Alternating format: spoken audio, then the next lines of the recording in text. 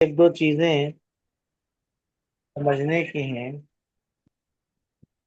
ایک تو لفظ والد یا والد، والدان، والدین، یہ جو ہے میں نے جو آپ لوگوں کو معنی بتایا، مختلف لغات میں یہی معنی ہے، مختلف لغتوں میں یہی معنی ہے۔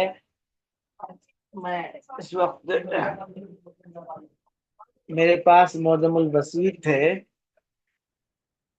اور اقرب الموارد ہے، اس میں یہی معنی لکھا ہوا ہے، کیا کہ ولدت الانثى، ہے نا؟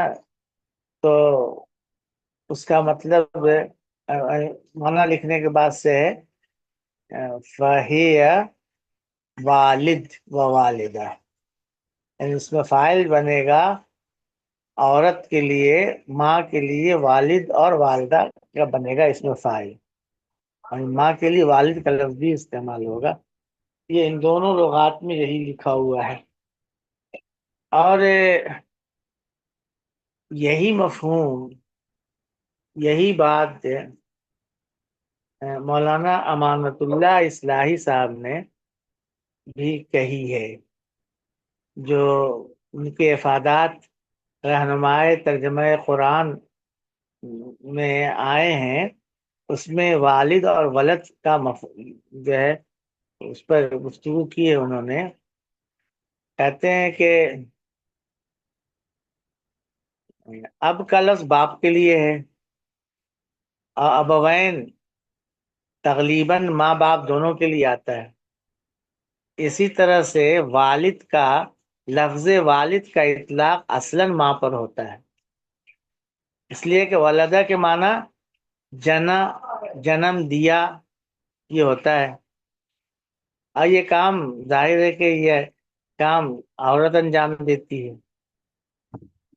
تغلیباً ماں باپ دونوں پر اس کا اطلاق ہو سکتا ہے۔ مولانا امانت اللہ اصلاحی صاحب کی بات میں رکھ رہا ہوں آپ کے سامنے۔ والد اصلاً ماں کے لیے لفظ ہے، اور باپ کے لیے مولود لہو کا لفظ آتا ہے نا۔ اس کے بعد سے مثال دی ہے باپ کے لیے، لا تضار والدۃ بولدها ولا مولود لہ بولدہ، باپ کے لیے مولود لہو کے لفظ کا لفظ آیا ہے قرآن میں۔ اچھا، لغت کا بھی حوالہ دیا انہوں نے، ہے نا؟ تو فیروز آبادی جو ہے القاموس المحیط میں یہی معنی دیتے ہیں، والدت تلد، وہی والد و والدہ، جو اقرب الموارد اور المعجم الوسیط میں ہے وہی معنی اس میں بھی ہے۔ تو اب قرآن میں جہاں والد کا لفظ آیا ہے، اگر کوئی واضح قرینہ رکاوٹ نہ بنے تو والد کا ترجمہ یا تو ماں ہو یا ماں باپ دونوں ہو۔ قرآن میں دو مقامات پر لفظ والد آیا ہے، ایک تو اتقوا یوما لا تجزی نفس عن نفس شیئا، نہیں، لا یجزی نفس عن، لا یجزی والد عن ولدی، واخشوا یوما لا یجزی والد عن ولدہ ولا مولود هو جاز عن والدہ شیئا، سورہ لقمان 33۔ یہاں والد کا لفظ آیا ہے۔ عام طور پر ہمارے اردو میں لوگوں نے اس کا ترجمہ باپ کیا ہے، لیکن کہتے ہیں کہ جس طرح سے ولد کا لفظ ہے، بیٹا اور بیٹی دونوں شامل ہیں، تو اسی طرح سے والد کے اندر ماں باپ دونوں کا مفہوم ہے۔ عام طور پر لوگوں نے ترجمہ کیا ہے جس دن باپ بیٹے کو نفع نہیں پہنچا سکے گا کچھ بھی۔ امانت اللہ اصلاحی سے اس کا ترجمہ کرتے ہیں، اس دن کا خوف کرو جس دن ماں باپ اپنی اولاد کو کوئی نفع نہ پہنچا سکیں گے۔ بعض انگریزی مترجمین نے اس کا ترجمہ پیرنٹس کیا ہے، پیرنٹ، ہے نا؟ پیرنٹ میں ماں باپ دونوں آ جاتے ہیں، ہے نا. ایسے ہی ولد کا ترجمہ سن کے بجائے چائلڈ سے کیا ہے، تو یہ جو بات درست ہے کہ ولد کا ترجمہ چائلڈ سے کیا جائے. ولد میں لڑکا اور لڑکی دونوں ہوتے ہیں. ایک تو سورہ لقمان میں یہ لفظ آیا ہے والد کا، دوسرے سورہ بلد لا اقسم بہذا بلد میں آیا ہے ووالدم وما ولد. عام طور پہ یہاں بھی ترجمہ لوگوں نے باپ کیا ہے نا. اور امانت اللہ اصلاحی ساز کا ترجمہ ماں باپ دونوں کرتے ہیں. قسم کھاتا ہوں ماں باپ اور ان کی اولاد کی. انگریزی میں بھی پیرنٹ کا لفظ آیا ہے، پیرنٹ اینڈ چائلڈ. یوسف علی صاحب ترجمہ کرتے ہیں، اور اس میں وہ جو پہلی آیت تھی بخشو یوم اللہ جزی والد ولدی، پکتھال بھی وہاں ترجمہ کرتے ہیں پیرنٹ کا. یہ جو کچھ ہم نے بتایا وہ گویا مولانا امانت اللہ اصلاحی صاحب نے جو کچھ لکھا ہے اس کا خلاصہ تھا. اور لغت میں جو معنی دیتے ہیں، تمام ہی لغت میں فعل جو دیتے ہیں ولدا، تو اس سے گویا یہ لفظ کیا کہتے ہیں، یعنی ولدت الام یا ولدت الانسا. اب وہی اس میں فاعل دکھا رہے ہیں کہ فہی والد و والدہ، یعنی ماں کے لیے جننے والے جنم دین جس سے جنم پیدائش ہو رہی اس عورت کے لیے والد والدن اور والدتن دونوں الفاظ آتے ہیں صفت کے طور پر. یہ اہل لغت لکھتے ہیں. البتہ بعض اہل لغت یہ فرق کرتے ہیں، والد کو باپ کے لیے استعمال کرتے ہیں. یہاں میرے پاس مفردات راغب ہے، علامہ راغب اصفہانی کی، اس میں لکھا ہے کہ والاب یقال له والد، باپ کو والد کہتے ہیں. والام والدہ، اور ماں کو والدہ کہتے ہیں. دونوں کو والدان کہتے ہیں. یہ راغب نے لکھا ہے نا. تو یہ اختلاف ہے، اور عام طور پر جو لوگ سمجھتے ہیں اس کو غلط کہنا مشکل ہے، لیکن مولانا امانت اللہ صاحب والی بات زیادہ قرین ثواب لگتی ہے، اس لیے کہ بنیادی معنی اس کے وہی ہے. تو اس کے لحاظ سے ماں کو ہونا چاہیے والد.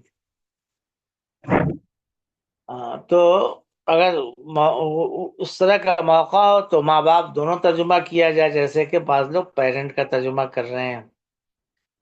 یہ میں نے اس وضاحت اس لیے کی کہ آپ کو اس میں یعنی لوگ گفتگو کر سکتے ہیں.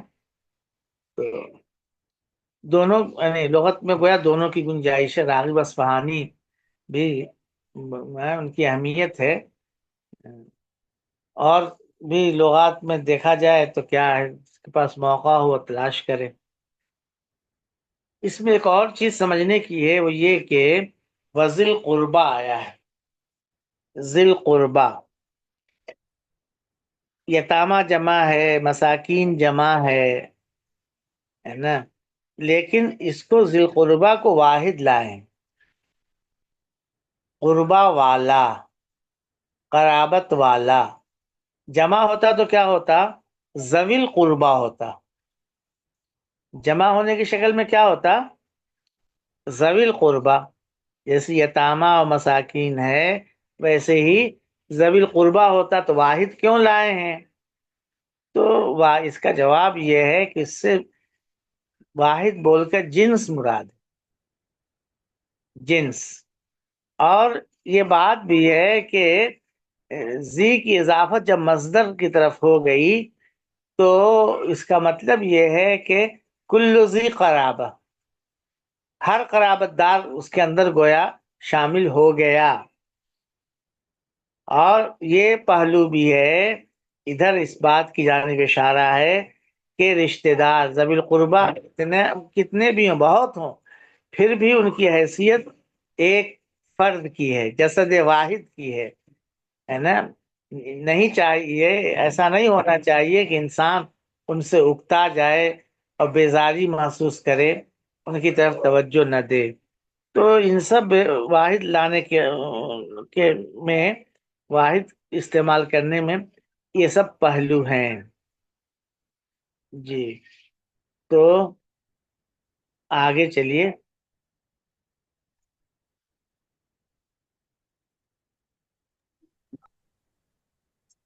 بسم اللہ الرحمن الرحیم.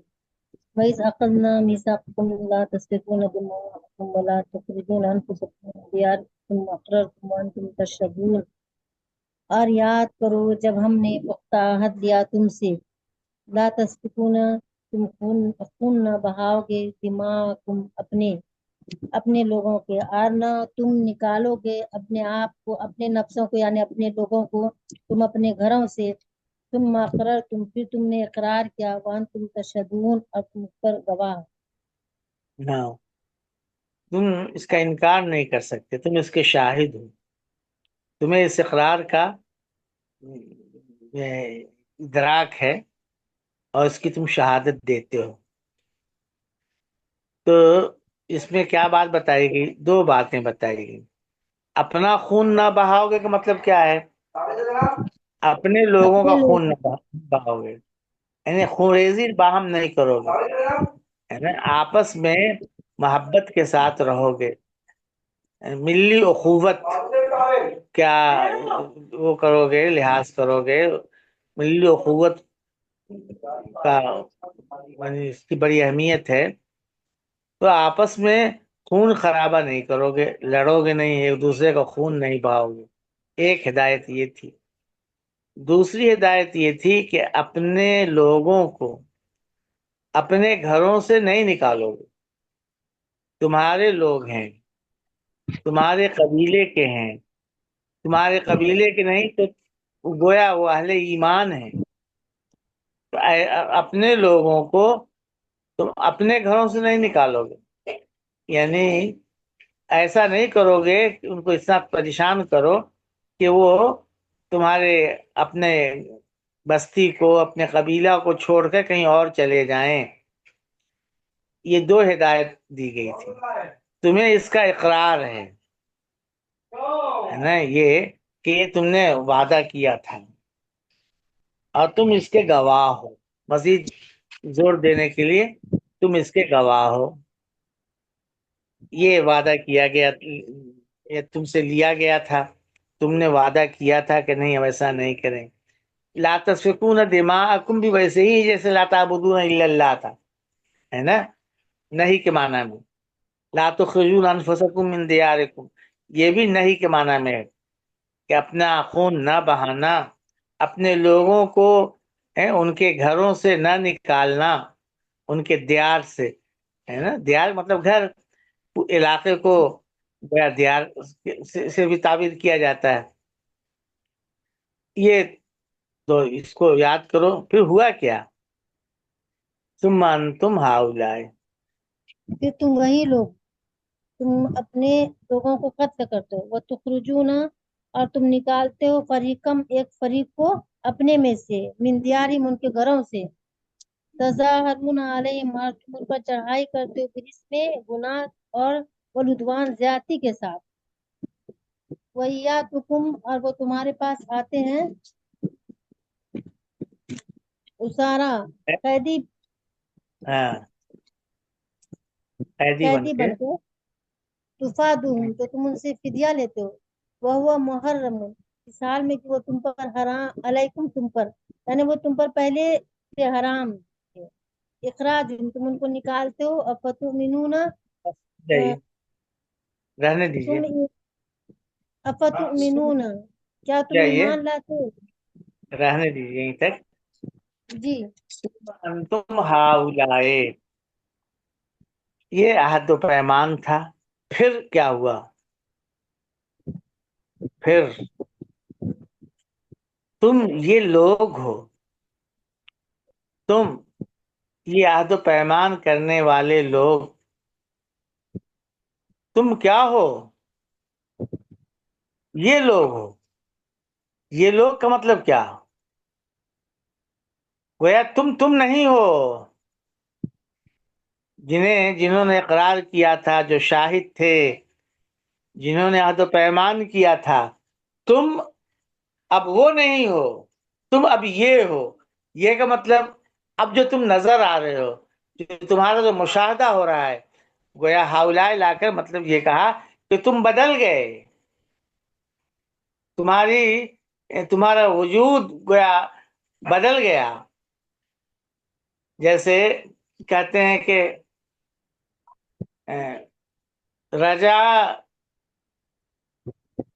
رجا زید بغیر الوجہ الذی ذهب به، زید جو ہے واپس آیا اس چہرے کے ساتھ نہیں جس کے ساتھ وہ گیا تھا۔ جاتے وقت جو چہرہ تھا اس میں جو خوشی تھی اور جو انداز تھا، لہک تھی اور چمک تھی، رونق تھی، واپس آیا تو یہ چہرہ وہ چہرہ نہیں تھا۔ گویا صفت کے بدلنے سے گویا ذات بدل گئی۔ اسی طرح سے گویا تم بدل گئے، تم وہ نہیں رہے۔ صفت تمہاری جو حالت ہے، تمہاری صفت یا تمہارا جو عمل ہے، یہ کچھ سے کچھ ہو گیا۔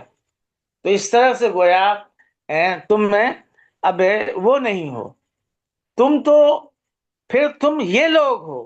یہ کا مطلب جو اس وقت نظر آ رہے ہو، یعنی تم وہ نہیں جنہوں نے وعدہ کیا تھا اور جن کو اقرار تھا، تمہاری حالت بدل گئی، تم اب یہ ہو جو اب نظر آ رہے ہو، ہے نا۔ یہ ہاؤلائے جو لائے ہیں، یہ اشارہ ہے اس طرف، اس وقت جو تم نظر آ رہے ہو تو گویا تم نہیں رہے، تم بدل گئے۔ اب یہ جو اس وقت جو لوگ وعدہ توڑنے والے اور خون خرابہ کرنے والے، اپنے لوگوں کو پریشان کرنے والے، یہ دوسرے لوگ ہیں۔ تو پھر تم اب ایسے لوگ ہو، یہ لوگ ہو۔ ثم انتم ہؤلاء المشاہدون، جو اس وقت آنکھوں کے سامنے ہو، نظر آ رہا ہے، تم اب یہ ہو، وہ نہیں۔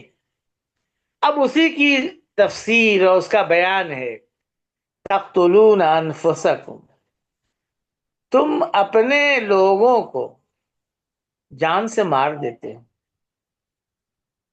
سختی سے روکا گیا تھا، سختی سے اپنے لوگوں کو جان سے مار دیتے ہو۔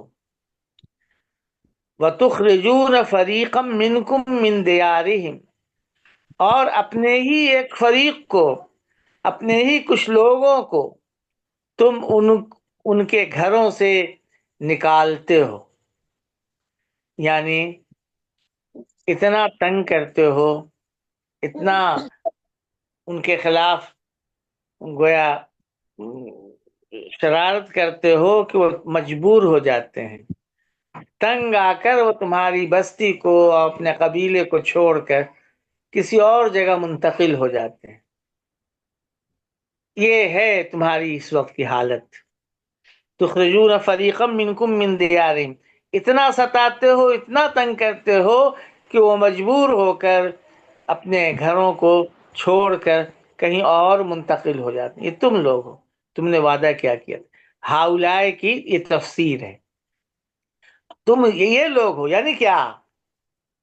یہ تمہاری حالت ہے، تقتلون انفسکم وتخرجون فریقا من دیارکم۔ اس کی شکل کیا ہوتی ہے؟ تظاہرون علیہم بالاثم والعدوان، تتظاہرون ہے یہ تفاعل، تفاعل کی جب دو تے اکٹھا ہو جاتی ہے مضارع میں تو اکثر اس کی ایک تے کو حذف کر دیتے ہیں، ہے نا۔ تظاہر یتظاہر، تتظاہر، تتظاہرون ہے، ایک تے حذف ہو گئی۔ ظہر کہتے ہیں پیٹھ کو، ہے نا۔ پھر یہیں سے مختلف معنی پیدا ہوتے ہیں۔ آدمی کسی کا دست و بازو بن جائے تو ظہیر مددگار ہو جاتا ہے نا۔ اس کے ایک معنی تو آتے ہیں ظاہر ہو جانا، سامنے آ جانا، اور ایک معنی ہوتے ہیں کسی کے اوپر ظاہر ہونے کا مطلب اس پر غالب آ جانا، اس معنی میں بھی استعمال ہوا ہے اظہر لیظہرہ علی الدین کلی۔ یہاں پر ایک دوسرے کی معاونت کرنا، ایک دوسرے کی مدد کرنا، ایک دوسرے کی مدد کرنا، ایک دوسرے کی پیٹھ کو مضبوط کرنا، ظہر پیٹھ کو بولتے ہیں، ایک دوسرے کا پشتیبان بن جانا۔ اس کی شکل یہ ہوتی ہے، نکالتے کیسے ہو؟ تم ان کے خلاف باہم ایکا کرتے ہو، ان کے خلاف، کن کے خلاف؟ جن کو نکالا ہے تم نے، ان کے خلاف محاذ بناتے ہو، جتھ بندی کرتے ہو، آپس میں مل کر کچھ لوگوں کے خلاف یہ کرتے ہو، اور اتنا مجبور کرتے ہو کہ وہ گھر چھوڑ کر نکل جاتے ہیں، کسی اور جگہ چلے جاتے ہیں۔ تظاہرون علیہم بالاثم والعدوان۔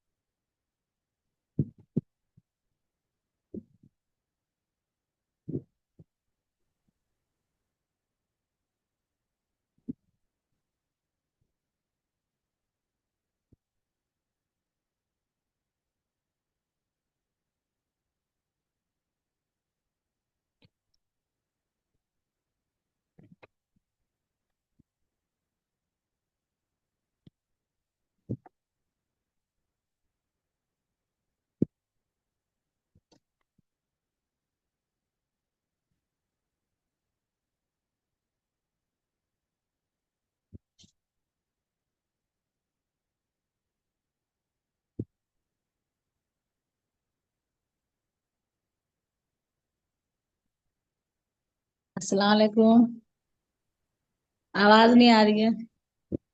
جی وعلیکم السلام۔ لگتا ہے ان کا فون کہیں سے آ گیا ہوگا، شاید اسی لیے کنیکشن چلا گیا۔ پھر سے جوائن ہو گیا مولانا، فون آ گیا ہوگا شاید۔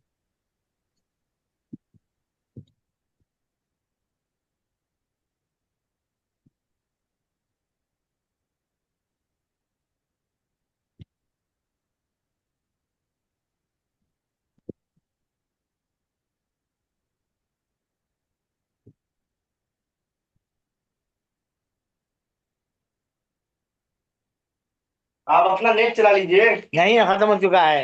ہاٹ اسپاٹ لے لیجیے میرا، تھوڑا سا کیمرہ بند کریے، اپنا کیمرہ آف کریے۔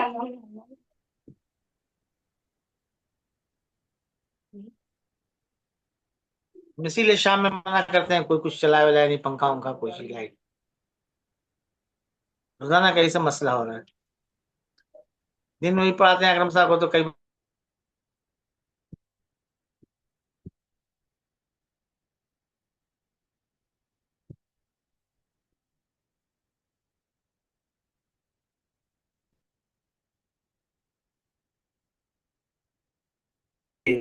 یہ نیٹ کا کنیکشن ختم ہو گیا تھا، اور دوسرے سے لے کر رہے ہیں۔ لائٹ کا اتنا معاملہ گڑبڑ ہے کہ میں نے الگ سے جو ڈال رکھا ہے کچھ چند جی بی وہ بھی ختم ہو گیا. مستقل روزانہ جو ہے وائی فائی کام نہیں کر رہا ہے نیٹ کے بجلی کے نہیں ہونے کی وجہ سے. خیر وہ اسم اور عدوان کی بات چل رہی تھی نا. جی ہاں اسم حق تلفی کسی کا حق دبا لینا. عدوان کسی کے اوپر زیادتی آگے بڑھ کر اس سے کچھ چھین لینا. زیادتی مختلف شکلیں ہو سکتی ہیں. اسم کی مختلف شکلیں ہو سکتی ہیں. دونوں ساتھ آیا ہے تو اس وجہ سے یہ تو میں نے لفظی معنی بتایا دونوں کے لیکن دونوں ساتھ آیا ہے اس وجہ سے یعنی اسم کا تعلق لوگوں نے اللہ سے جوڑا ہے اللہ سے لگایا. عدوان کا تعلق بندوں سے اللہ کی نافرمانی کے ساتھ گناہ کے ساتھ اللہ کے معصیت کے ساتھ اور بندوں پر ظلم و زیادتی کے ساتھ. یہ تم ان کے خلاف ایک دوسرے کے پشتیبان بن جاتے ہو. موقع ہوتا ہے ان کے خلاف دشمنوں کی مدد کرتے ہو. ایک دوسرے کا باہم تعاون کرتے ہو ایکا کرتے ہو جت بندی کرتے ہو اسم اور عدوان کے ساتھ گناہ اور زیادتی کے ساتھ ہے نا. اللہ کی نافرمانی بھی ہوتی ہے. اللہ کے حکم کو توڑتے ہو توریت کے احکام کو یعنی عہد و پیمان کر لینے کے بعد سے اللہ تعالیٰ کی نافرمانی کرتے ہو اور اللہ کے بندوں پر ظلم کرتے ہو. یہ بالاسم والعدوان یہ حال ہو جائے گا. مسحوبین بالاسم والعدوان سواد کے ساتھ صاحب یصحب صاحب یصحب مسحوبین بالاسم والعدوان اسم اور عدوان کے ساتھ تم یہ کرتے ہو. یہ شکل ہوتی ہے اتنا تنگ کرتے ہو کہ وہ نکلنے پہ مجبور ہو جاتے ہیں تمہارا علاقہ چھوڑ کر چلے جاتے ہیں کہیں اور جا کر بس جاتے ہیں. وہیں یاتوکم اسارا وہیں یاتوکم اسارا اسارا کے معنی ہوتے ہیں قید کرنا ہے نا. اور اس سے اسیر فعیل کے وزن پر اس میں مفعول کے معنی میں الماخوذ فی الحرب الاخیز یعنی قیدی جنگوں میں پکڑا ہوا. اسیر کی جمع اسرا اسیر کی جمع اسارا اور اس کی جمع اسارا فعالا فعالا اور گویا کہ اسراؤ اور اسرا وغیرہ جمع آتی ہے تو یہ اسیر کی جمع ہے. تو حال ہے اور اگر یہ لوگ تمہارے پاس قیدی ہو کر آتے ہیں قیدی بن کر آتے ہیں یعنی گرفتار ہو جاتے ہیں تمہاری تحویل میں آ جاتے ہیں تو تم ان کو فدیہ دے کر چھڑاتے ہو. اس کی کیا شکل ہوتی ہے دیکھیے ان کی اپنی تاریخ جو ہے حضرت سلیمان علیہ السلام کے بعد ان کی سلطنت دو ٹکڑوں میں بٹ گئی ہے نا. اور اس کے بعد دونوں نے ایک دوسرے کے خلاف بہت کچھ زیادتی کی. دشمنوں سے ساز باز کر کے ایک دوسرے پر چڑھا لاتے لوگ گرفتار ہوتے. جب گرفتار ہو کر ان کے پاس آتے یہ جن کے حلیف ہیں ان کا ساتھ یہ دیتے تو گرفتار ہو کر وہ آ گئے مغلوب ہو کر ان کے قبیلے کے لوگ تو پھر اس وقت کیا کرتے تھے کہ یہ ان کو فدیہ دے کر ان کو آزاد کراتے تھے. نبی صلی اللہ علیہ وسلم کے زمانے میں بھی مدینہ میں اوس اور خزرج دو معروف مشہور قبیلے تھے اور یہودیوں کے بھی متعدد قبیلے تھے. بعض قبائل کا کا معاہدہ اوس کے ساتھ تھا، بعض کا خزرج کے ساتھ تھا. بعض خزرج کے حلیف تھے، بعض اوس کے حلیف تھے، اور اوس اور خزرج میں لڑائیاں ہوتی تھیں. یہ چونکہ حلیف تھے تو اپنے اپنے حلیفوں کے ساتھ یہ شریک ہوتے. جو یہودی قبیلے اوس کے ساتھ ہیں شریک، وہ اوس کی طرف سے شریک ہوتے، اور جو خزرج کے حلیف ہیں یہودی قبیلے، وہ خزرج کے ساتھ شریک ہوتے. ان میں آپس میں لڑائیاں ہوتی. لڑائیوں میں اگر ایک فریق مغلوب ہوا اور اس کے کچھ افراد قیدی بن کر آئے اور ان قیدیوں میں جو ہے یہودی ہوئے، تو ایسی صورت میں کیا کرتے تھے کہ وہ جو ہے ان کو فدیہ دے کر چھوڑاتے تھے. بھائی کیوں چھوڑاتے ہو بھائی؟ تو اس لیے چھوڑاتے ہیں کہ تورات کا یہ حکم ہے. یہ آسان سا حکم تھا. چندہ کیا اور ان کو خون کا خون بہا نہیں، جو رقم طے ہوتی تھی کہ جو ہے قیدی کو چھوڑانے کے لیے وہ دے کر آزاد کراتے تھے، یا پھر قیدیوں کے تبادلے کے طور پر آزاد کرانے کی کوشش کرتے تھے اور آزاد کراتے تھے.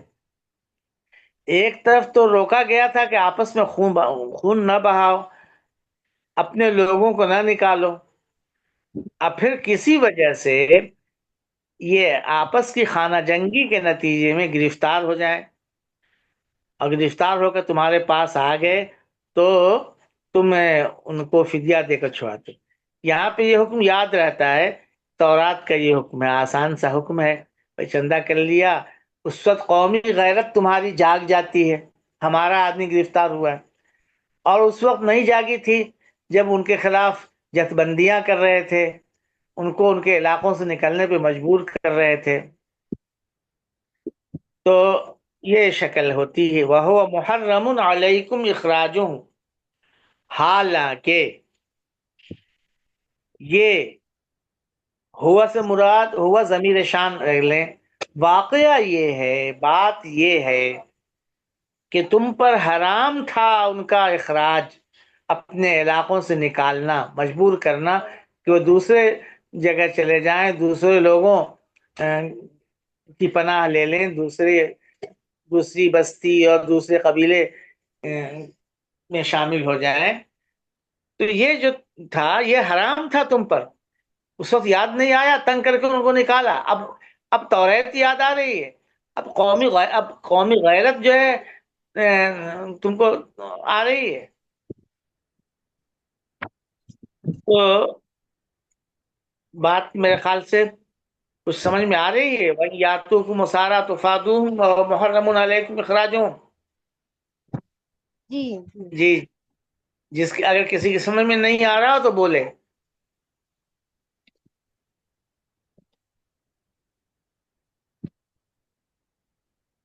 کیوں قاسم صاحب؟ شبیر بھائی آج آپ تیسری دفعہ پڑھا رہے ہیں نا، تو بات پہلے جی بھی آپ نے سمجھا دی. یہ آپ دوسری دفعہ پڑھا رہے ہو سورہ بقرہ. نہیں تو پہلے بھی پہلے آپ نے جو پڑھایا تھا وہ بھی یاد ہے. پہلے ہم نے پڑھائی نہیں کبھی. کہاں یاد ایسے ہے ہی میں نے کب پڑھایا، کس کو پڑھایا؟ یہ تو میں پہلی بار پڑھا رہا ہوں. کبھی میں بات ہوگی تو مولانا دوبارہ بتا دیجئے، سمجھ میں نہیں آیا. جی ٹھیک. دیکھیے تظاہرون علیہم بالاسم والعدوان تو سمجھ میں آ گیا نا کہ تم یہ لوگ ہو، تمہاری یہ حالت ہے کہ آپس میں خون بہاتے ہو، اور اپنے ہی ایک فریق کو، کچھ لوگوں کو اپنے گھروں سے نکال باہر کرتے ہو، جس کی شکل یہ ہوتی ہے کہ یعنی جن کو نکالنا ہے فریقاً علیہ منکم، ان کے خلاف جتھبندی کرتے ہو اسم اور عدوان کے ساتھ. اس طرح سے ان کو مجبور کر کے اپنے یہاں سے نکالتے ہو. یہاں تک تو بات واضح ہو گئی نا؟ کیوں شبیر صاحب؟ جی یہاں تک تو بات واضح ہو گئی. اب آگے اس کے یہ ہے کہ تورات میں ایک حکم یہ بھی ہے کہ اپنے لوگوں کو چھڑایا جائے. ہدیے کے لونڈی غلام بھی اگر کہیں ہوں یہودی تو ان کو پیسہ دے کر ان کو آزاد کرایا جائے. توریت میں یہ تعلیم تھی. تو اگر کوئی ایسی شکل ہو جاتی ہے کہ وہ تمہارے پاس قید ہو کر آ جاتے ہیں، کہیں جنگ ہوئی اور جنگ کے نتیجے میں گویا کہ وہ قید ہو جاتے ہیں، اور جنگ میں آپس میں ایک دوسرے کا وہ ہوتا تھا نا کہ یہودی قبیلہ کسی دوسرے قبیلے کے ساتھ ہے، مشرک قبیلے کے ساتھ، کوئی قبیلہ اوس کے ساتھ ہے، کوئی خزرج کے ساتھ ہے. ایسی صورت میں جب جنگ کے نتیجے میں اگر قید ہو کر یہودی آ گئے اور تمہیں معلوم ہوا کہ بھئی ہمارے ہم مذہب لوگ ہیں، تو اس وقت تمہاری گویا قومی غیرت جاگتی ہے اور ان کو چھوڑانے کی تم کوشش کرتے ہو. یہ نبی صلی اللہ علیہ وسلم کے زمانے کی حالت پر بھی تبصرہ ہے، اور آپ سے پہلے کی تاریخ پر بھی. سلیمان کے بعد سے جو یہ آپس میں بٹے ہیں، مختلف سلطنتیں ان کی قائم ہوئی ہیں، تو اس میں شکل یہ تھی کہ یہ ایک دوسرے پر یعنی دشمنوں کو چڑھا کر لاتے تھے، ساز باز کرتے تھے ایک دوسرے کے خلاف، پھر جنگیں ہوتی تھی، اس میں بہت سے لوگ گرفتار ہوتے تھے. تو یہ جب گرفتار ہو جاتے ہیں تو تم بھی چونکہ ان کے حلیف ہو تو تم ان کو رقم دے کر، فدیہ دے کر ان کو آزاد کراتے ہو. وَهُوَ مُحَرَّمٌ عَلَيْكُمْ إِخْرَاجُهُمْ، حالانکہ ان کا نکالنا ہی، ان کو جلا وطن کرنا تم پر حرام تھا.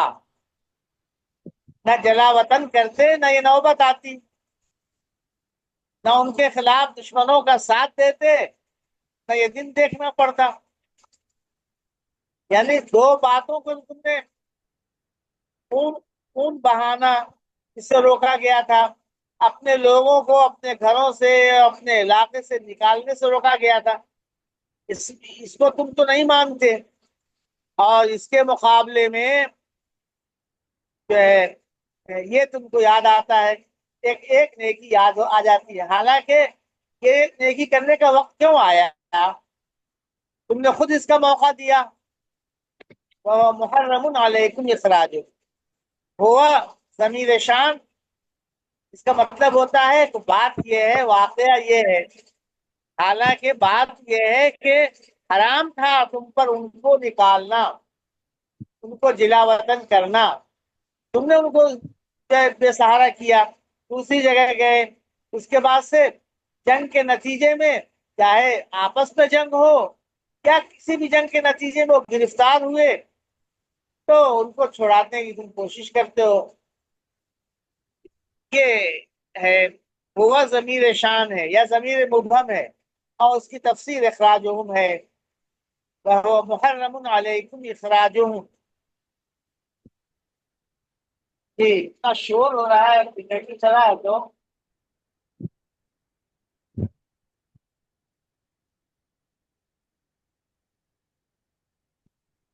جی شبیر صاحب. جی سمجھ میں آ گیا. اچھا، الحمدللہ. ہاں یہ تو ہوا. اس کے بعد ایک صاحب، بعض لوگ کچھ اور مطلب بتاتے ہیں، وہ ہم بعد میں بتائیں گے. یہ آیت کو پورا کیجئے. افتؤمنون ببعض الکتاب وتکفرون ببعض. کیا تم کتاب کے بعد اس پر ایمان لاتے ہو اور بعض سے انکار کرتے ہو؟ ہاں، تو تم کتاب الہی مراد توریت ہے کہ بعض حصے پر ایمان لاتے ہو، کچھ حصے پر، یعنی ان پر عمل کرتے ہو، اور کتاب الہی کے بعض دوسرے حصے کا انکار کرتے ہو. انکار کا مطلب زبان سے انکار نہیں، ہم نہیں مانتے، نہیں، عملاً انکار، عملاً انکار کرتے ہو، ہے نا. یہی ہے اوپر جو ہے جو بات کہی گئی کہ دیکھیے یہ اس کو نہیں تسلیم کیا کہ اس پر عمل نہیں کیا کیا کہ ایک دوسرے کو قتل نہیں کریں گے، ایک دوسرے کو نکالیں گے نہیں، اس کا عملاً انکار کر دیا۔ اور کوئی آدمی اگر قید میں ہے، ہو گیا ہے، تو اس کو چھوڑا رہے ہیں، تو یہ ہوا مطلب یہ کہ یہ ایمان لانا ہوا، گویا کہ کتاب الہی پر عمل نہیں ہوا، اپنے اپنے مفادات کے مطابق جو ہے تم کرتے ہو، جو چیز تمہارے مفاد کے مطابق ہوتی ہے اس پر عمل کرتے ہو، جو چیز اس کے مطابق نہیں ہوتی اس پر عمل نہیں کرتے، جس پر عمل کرنا دشوار تم کو نظر آتا ہے، خواہشات کے خلاف ہوتا ہے، تو اس پر عمل نہیں کرتے، اور جس پر عمل کرنا آسان ہوتا ہے نسبتاً، تمہارے خواہشات سے وہ چیز ٹکراتی بھی نہیں، تو اس پر عمل کر لیتے ہو، یہ تمہاری حالت ہے۔ تو کیا یہ صحیح رویہ ہے؟ یہ معقول بات ہے؟ پوچھنا مقصود نہیں ہے کہ کیا تم ایسا کرتے ہو اور ایسا کرتے ہو، کہنا یہ ہے پوری بات پر ہے کہ تم یہ کرتے ہو، کیا یہ معقول رویہ ہے؟ کیا یہ صحیح بات ہے؟ تمہاری یہ روش ہے؟ یہاں تو ایک مثال دی ہے، لیکن گویا کہ عام اس پر اس کا وہ ہے، زندگی میں انسان اگر دیکھے تو بہت سی چیزیں ہوتی ہیں کہ ہم شریعت کے ایک حصے کو مانتے ہیں اور ایک حصے کو نہیں مانتے، ایک پر عمل کرتے ہیں دوسرے پر عمل نہیں کرتے، اسی کو عمل کرنے کو ایمان لانا کہا ہے، عمل نہ کرنے کو کفر کرنا کہا ہے۔ زبان سے کوئی کفر نہیں کرتا تھا، یہ نہیں کہتا تھا کہ ہم توریت کے اس حکم کو نہیں مانتے یا نہیں مانیں گے، زبان سے تو آمنا اور صدقنا ہوتا تھا، لیکن عمل سے گویا اس کی مخالفت ہوتی تھی، اس کو نہیں مانتے تھے۔ تو یہ ہے افتؤمنون ببعض الکتاب وتکفرون ببعض۔ ہاں چلیے میں اندھیرے میں پڑھا رہا ہوں، فما جزاء من یفعل۔ فما جزاء ما يفعل ذلك منكم إلا خزي في الحياة الدنيا ويوم القيامة يردون إلى أشد العذاب وما الله بغافل عما تعملون۔ نہیں بدلا آواز نہیں آ رہی ہے فما جی جزاء، تو ہاں، نہیں بدلا کا جو یہ کرتا ہے تم میں سے، اللہ خزی ماں رسوائی، نافیہ نہیں ہے، ماں استفہامیہ ہے۔ اس شخص کی جزا کیا ہے جو تم میں سے اس طرح کی حرکتیں، جو لوگ تم میں سے اس طرح کی حرکت کرتے ہیں ان کی سزا کیا ہے، سوائے اس کے دنیا اللہ خزیون فی الدنیا، دنیا کی زندگی میں رسوائی، رسوائی، ویوم ذلت، دنیا کی القیامت زندگی میں رسوائی ہوگی، ذلت ہوگی، وَيَوْمَ الْقِيَامَةِ يُرَدُّونَ إِلَىٰ شَدِّ الْعَذَابِ، اور اور قیامت قیامت کے دن میں انتہائی سخت عذاب کی طرف وہ لوٹائے جائیں گے۔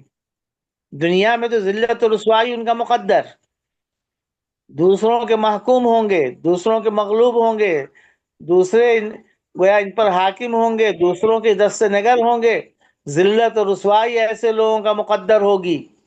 اوپر کہا تھا نا ضربت علیہم الذلۃ والمسکنہ، یہ ذلت و مسکنہ اسی کا نتیجہ ہے، یہ دنیا میں ہے، اور قیامت کے روز شدید ترین عذاب، الا شد العذاب، بہت شدید ترین عذاب اور سزا کی جانب یہ پلٹائے جائیں گے، یعنی قیامت کے روز بہت ہولناک اور شدید قسم کا عذاب انہیں ہوگا۔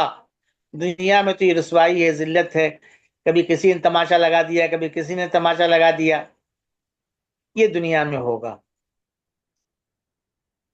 وما اللہ بغافل عما تعملون، اور اللہ اللہ غافل نہیں ہے جو تم عمل کرتے ہو. بے خبر نہیں ہے اس سے جو تم کرتے ہو، تمہارے اعمال سے، تمہاری حرکتوں سے، تمہاری شرارتوں سے، تم جو کچھ کرتے ہو اللہ اس سے بے خبر نہیں ہے۔ اس کا مطلب کیا ہے؟ وہ دیکھ رہا ہے، سخت گرفت کرے گا، سخت سزا دے گا، ہے نا۔ اللہ اس سے بے خبر نہیں ہے، بے غافل نہیں، بے خبر نہیں۔ فما جزاء من یفعل، سوال کے پیرائے میں نفی ہے نا، سوال کے پیرائے میں نفی ہے، اس میں زیادہ زور ہے۔ ماں کو اسی لیے استفہامیہ بنایا ہے، ان لوگوں کی جزا جو تم میں سے اس حرکت کے مرتکب ہوتے ہیں، کیا ہے ان کی سزا، اس کے علاوہ کہ دنیا میں رسوا کر دیے جائیں۔ اللہ کی کتاب کے ساتھ کھلواڑ کا یہی نتیجہ ہوتا ہے۔ یہ بات اہل کتاب سے کہی گئی تھی، اور آج ہم پر جو ذلت مسلط ہے اس دنیا میں، یہ بھی کتاب الہی سے کھلواڑ کا نتیجہ ہے۔ بحیثیت امت، بحیثیت جماعت، ہم اس کتاب کے ساتھ کھیل کر رہے ہیں، ہے نا۔ اس کی کسی چیز پہ عمل کرتے ہیں اور کسی چیز پہ عمل نہیں کرتے، بلکہ اس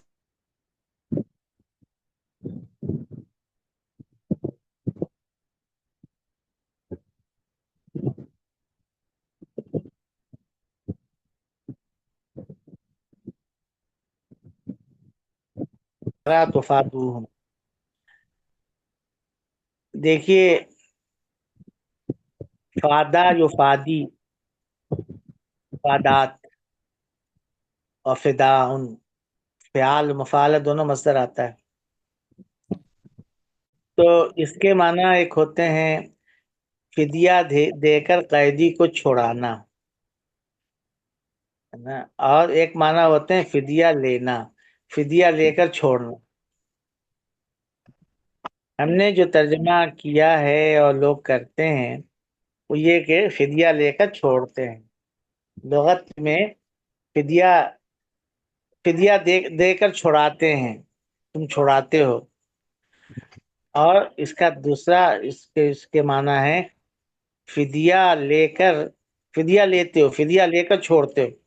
قابل فدیتہ، وحرر، فدیہ لیا پھر آزاد کیا۔ تو یہ اس اعتبار سے بھی بعض لوگوں نے اس کا ترجمہ کیا ہے، اگر وہ تمہارے پاس قید ہو کر آ جائیں، قیدی بن کر آ جائیں، تو تم ان کو فدیہ لے کر آزاد کرتے ہو، فدیہ لے کر آزاد کرتے ہو، ہے نا۔ حالانکہ اب یہاں جو ہے سب بدل جائے گا۔ وَهُوَ محرم، ہوا کا مطلب فدیہ لینا، اپنے لوگوں سے فدیہ لے کر جو ہے وہ کرنا، یہ چیز تم پر حرام ہے، اور فدیہ لیتے ہو، اور بھی جو کچھ تمہارا اوپر عمل تھا جس کے نتیجے میں سب کچھ ہوا، یہ سب حرام ہے۔ علیکم اخراجہم، الگ سے جملہ ہے، تمہارے اوپر ان کو بغیر فدیہ لیے ہی جو ہے ان کو آزاد کرنا، آزادی دینا، ان کو قید سے نکالنا تمہارے اوپر واجب ہے۔ تم اتنے گر گئے ہو کہ تم فدیہ لیتے ہو اور اس کے بعد جو ہے چھوڑتے ہو، تو یہ مطلب بھی بعض لوگوں نے بتایا ہے۔ آپ کے سامنے دونوں ہے، غور کیجئے اور پھر سوموار کو بتائیے گا کہ کون سی بات زیادہ مضبوط لگتی ہے۔ اب غور کرتے ہوئے اس کو بھی سامنے رکھیے گا کہ کس ترجمے کے اعتبار سے افتؤمنون ببعض الکتاب وتکفرون ببعض، یہ جو ہے یعنی اوپر سے جڑتا ہے. تو اس آیت پر سمنتم ہاؤلائے والی آیت پر غور کر کے آئیے گا اور پھر بتائیے گا. جی تو اب آئندہ سوموار کو انشاءاللہ کون سا آپ پڑھیں گے؟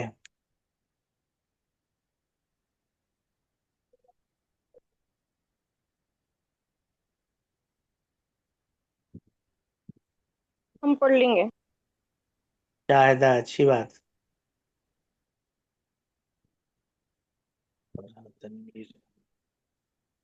جی ٹھیک ہے.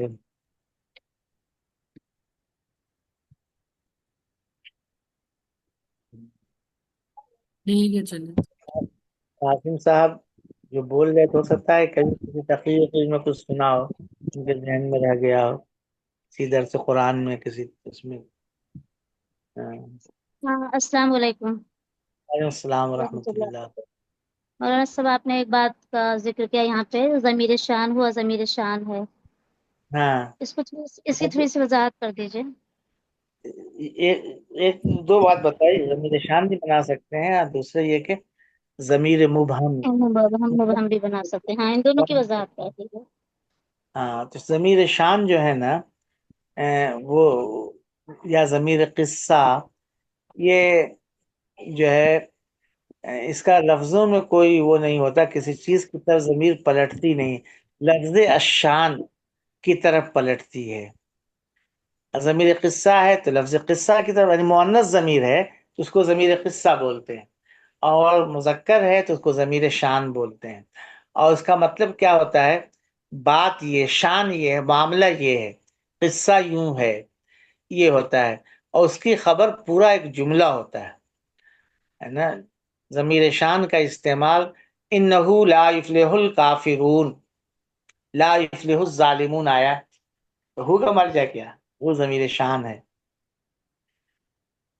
بلا شبہ عام طور پر ضمیر شان کا ترجمہ نہیں کرتے، لیکن اگر کھولیں تو یہ کہیں گے بلا شبہ واقعہ یہ ہے کہ کافر لوگ فلاح نہیں پاتے، منکر فلاح نہیں پا سکتے، ظالم فلاح نہیں پا سکتے.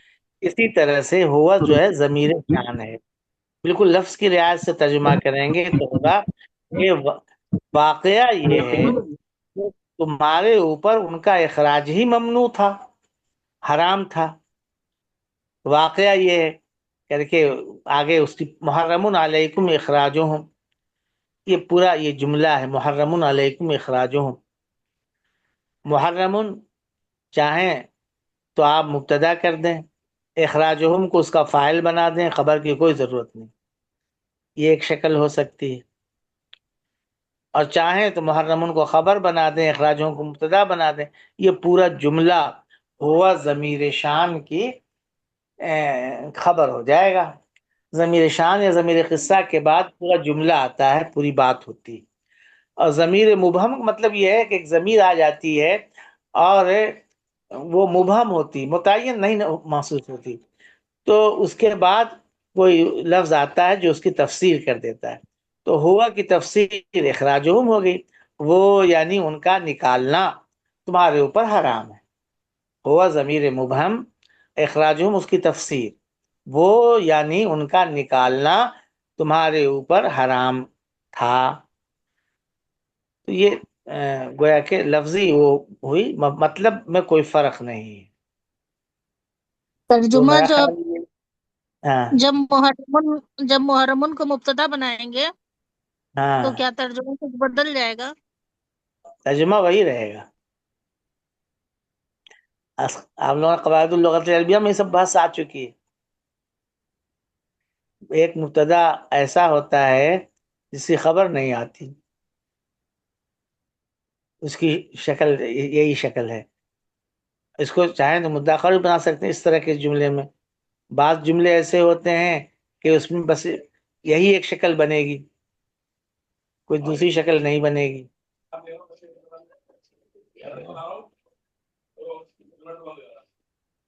جی بھائی سمجھ گئی؟ غزالہ نے پوچھا تھا پہلے. کس نے پوچھا تھا ضمیر شان کے بارے میں؟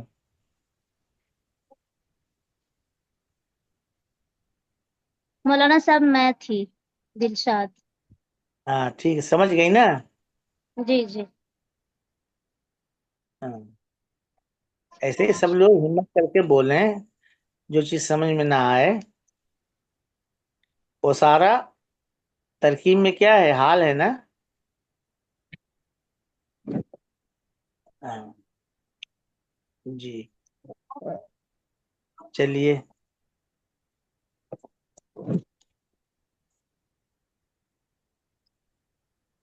مَاللَّهُ بِغَافِلٍ عَمَّا تَعْمَلُونَ، یہ ماں کون سا ہے؟ ماں مشابہ بلیسا ہے، اللہ اس کا اسم ہے، خبر پر بے داخل ہے، مزید زور ہو گیا اس میں، ذرا بھی بے خبر نہیں ہے نا. جیسے لیسا کا اسم ہوتا ہے، اس کی خبر ہوتی ہے، خبر پر بے داخل کرتے ہیں، ویسے ہی ماں اور لا کے ساتھ بھی ایسا ہوتا ہے. ٹھیک ہے بھائی. ٹھیک ہے. السلام السلام السلام علیکم. علیکم.